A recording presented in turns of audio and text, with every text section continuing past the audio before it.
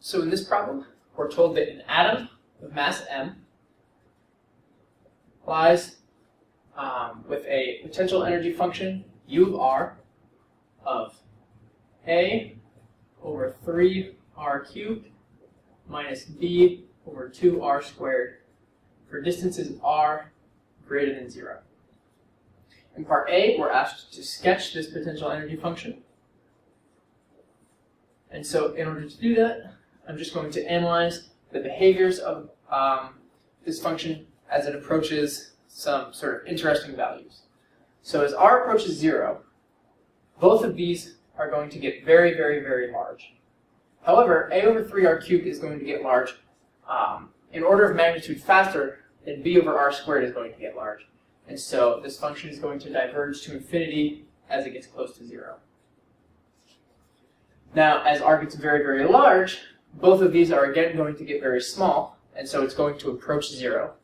However, a over 3r cubed is going to get small, again, in order of magnitude faster than b over r squared is going to get small, which means that this is going to be smaller than this, which means that their difference is going to be negative. So we know that at large distances r,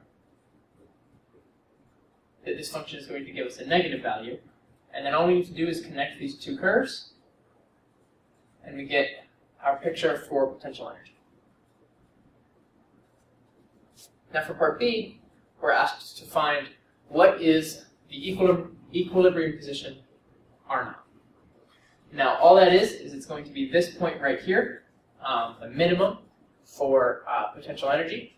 And so all we need to do is we need to differentiate potential energy with respect to R, and then there's only going to be one minimum since there's only one place at which the derivative is going to be 0, and so that's exactly going to be our equilibrium position R0. So u prime of r is going to be equal to b over r cubed minus a over r to the fourth. All I did was take the derivative of these. And so setting this equal to 0, we get 1 over r cubed times b minus a over r. 1 over r cubed is never going to be 0, so we're just going to cancel that out. And so we get a over r is equal to b, or r is equal to a over b. And so this is going to be R0, our equilibrium position. And a and b are just some positive constants. So now in part C, we're asked to find the dissociation energy. And all that means is it's the energy it requires, or the energy this system requires, to completely separate this atom from its source of potential energy. So all that means is take it from its equilibrium position and pull it all the way to infinity. Pull it until it has no connection at all to whatever exists at this distance r equals 0. And so all we have to do is we take potential energy at positive infinity, and we subtract potential energy at equilibrium position u minus R0, and that's going to be exactly equal to d. So at infinity, we know that u of r is equal to 0, and so d is equal to 0 minus the potential energy at R0.